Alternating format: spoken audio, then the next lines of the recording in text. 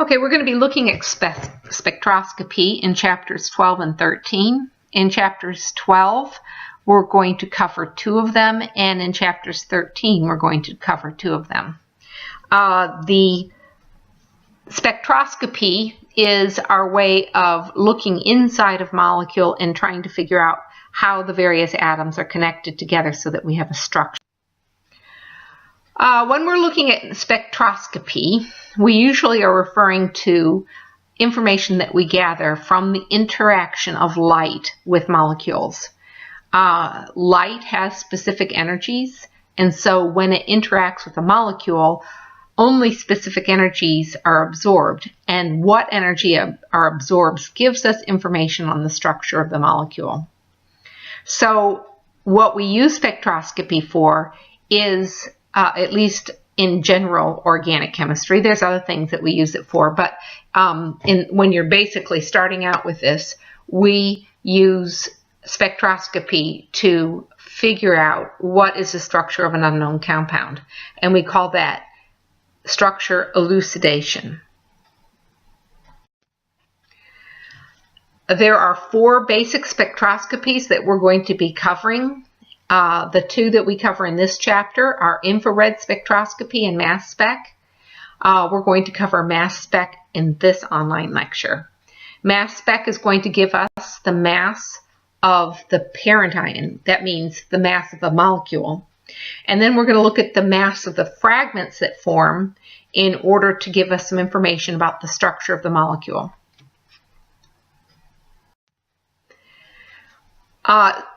So when we use mass spec spectroscopy, if it's a non-high resolution mass spec, what we usually do is we figure out the mass of the molecule, the mass of the fragments, and it gives us some limited structural information and general formula information.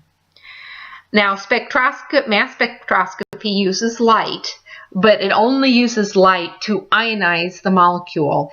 It is not used in a way that the molecule absorbs the light and then we look at what energy light is absorbed. So it is a spectroscopy in that we just term it that. It's not spectroscopy in that we're looking at the absorption of light. What we're doing instead in mass spectroscopy is we're energizing a molecule so that it becomes an ion, and then we use its mass to determine what's going on in the molecule. Okay. Basically how a mass spec works is that you ionize a molecule by hitting it with ionizing radiation, and an electron gets knocked off. This then forms what is called a free radical cation. That free radical cation is drawn into a magnetic field, and the magnetic field then accelerates it up into, actually an electrical field, it accelerates it up into a detection box where there is a magnetic field that causes the ions to then deflect. However, when you form this free radical cation, it is highly energetic and it tends to fall apart. When it falls apart, it makes various fragments. So when we go to do a mass spec, we not only will usually get information on the mass of the molecule, but we'll be able to look at masses of different fragments that form. And those different fragments that form give us information on how the molecule is put together.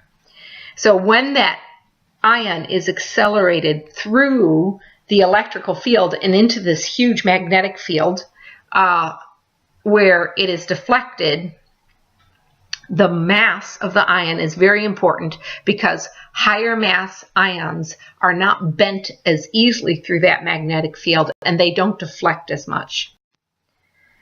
Now, the mass of the parent ion is called the molecular ion, and from that mass we usually can determine what the molecular formula is. When it is a non-high resolution mass spec, we just get we have a molecular mass that is whole numbers. So it's in AMUs of the molecule. If you have a high resolution mass spec, it will give you many, many more digits than just unit AMUs. And so it gives you more information on the molecular formula because only certain combinations of elements will give you particular specific molecular formulas down to those that high resolution. We'll go into that in just a little bit.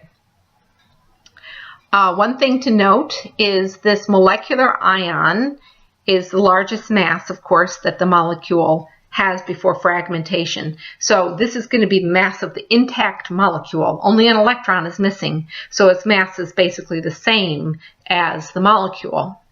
But you have isotopes possible. And there's carbon-13, there's deuterium, there's chlorine-35, chlorine-37, there's bromine 79 and bromine 81. Sulfur has isotopes. Those isotopes can cause you to see little peaks, or sometimes even big, in some circumstances, peaks above the molecular ion. And I'll point these out to you in some future spectra. One of the first things that we're going to see is that we look at the value of the parent ion, the molecular ion, and if it's even, we say that the formula has only carbon, hydrogen, oxygen, plus even numbers of nitrogen. If it's odd, well, then we're going to say, oh, we have an odd number of nitrogen. So that's one of the first things we notice about the parent ion. Next, we look for a formula that fits that mass. The formula possibilities usually are pretty many. The smaller the molecule, the fewer the possible formulas. But we look to see what are the possible formulas, and it's basically a trial and error attempt, and I will show you how to do it. In order to use this trial and error method, what I want you to remember is that oxygen has a mass of 16 AMU. And so the mass of a carbon plus 4 hydrogens has the same mass of an oxygen because carbon's 12 AMU and 4 hydrogens are 4 AMU. And so when we're looking at a non-high resolution mass spec, we can look at the mass of that molecular ion and manipulate the number of carbons with the number of oxygens in a relatively fast way. Likewise, remember that the mass of a nitrogen, which is 14, is the same mass as a carbon and 2 hydrogens.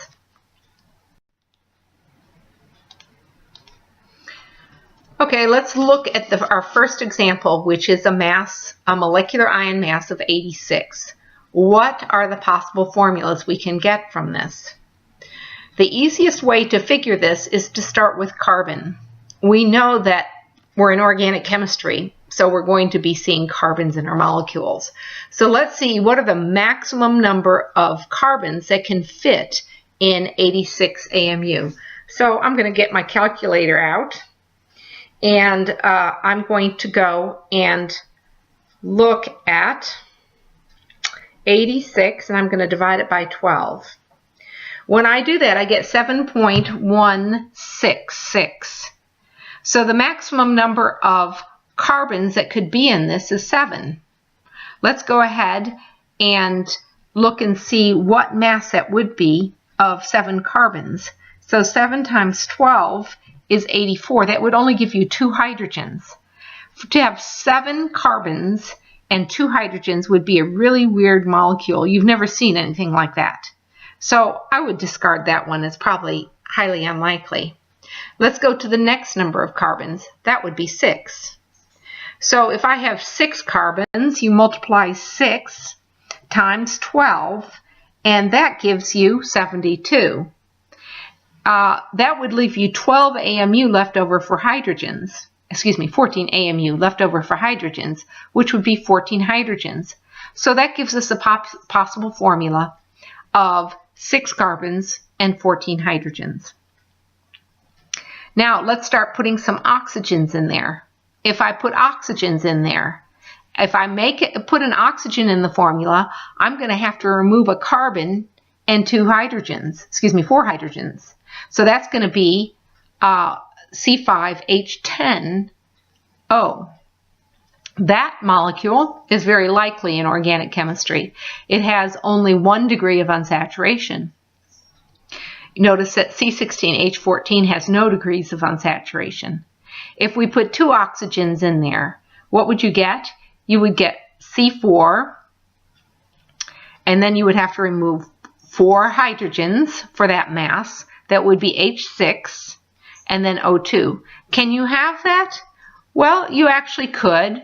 4 times 2 plus 2 is 10, and if you only have 4 hydrogens, that would be 6 hydrogens less, which would be 3 degrees of unsaturation, which you could have in a molecule. In fact, I can think of a molecule that would fit that one right now. It would be a 6-membered ring with 2 oxygens in it and 2 double bonds in it. So you could write that one down. Yeah, you could try putting 2 nitrogens in.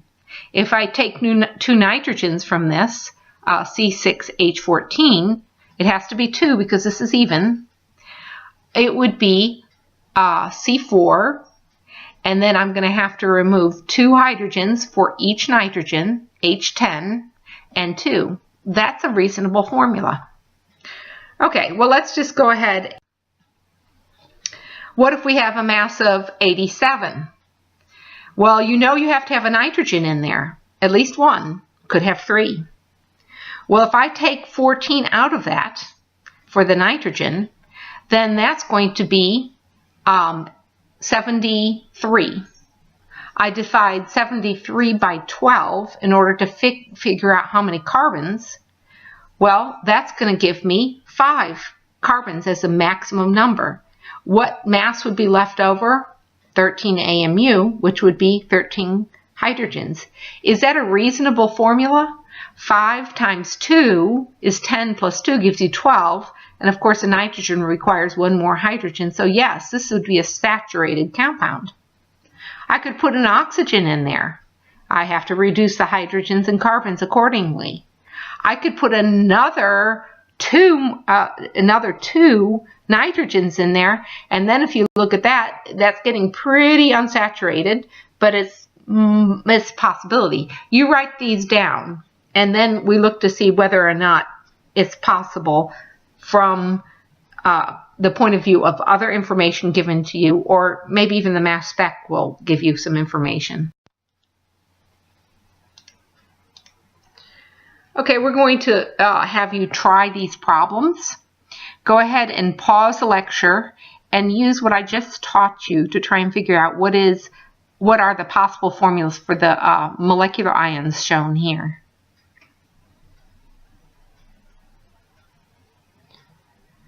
All right, let's look at 92 AMU first.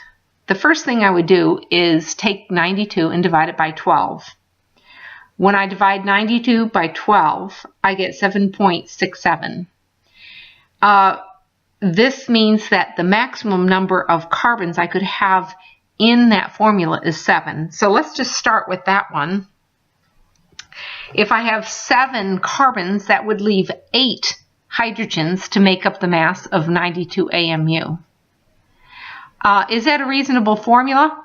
It has a lot of degrees of unsaturation.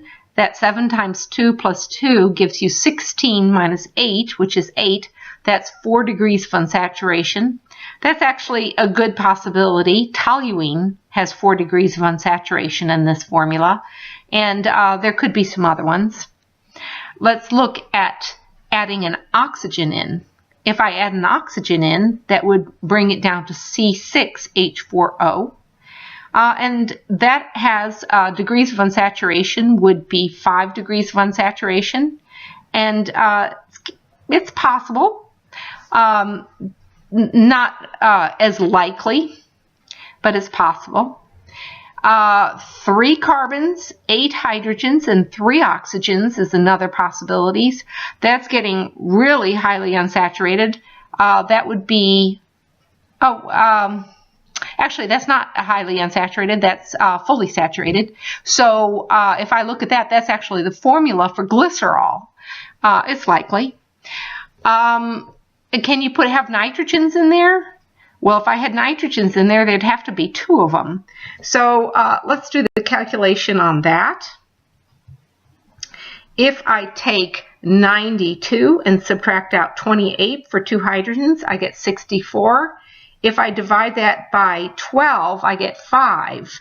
So 5 carbons plus 2 nitrogens gives us only 4 hydrogens left. Is it possible? You could have that. It's possible. So you would probably want to consider that one too. Let's go to 31 AMU. With 31 AMU, that's pretty small, right? A very limited number of formulas.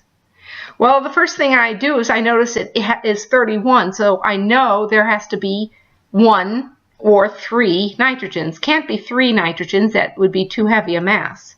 So let's take out the nitrogen mass from 31. 31 minus 14 gives us 17. If I subtract out 1 carbon, 12, that would give me 5 hydrogens. Is that a realistic formula? Yes.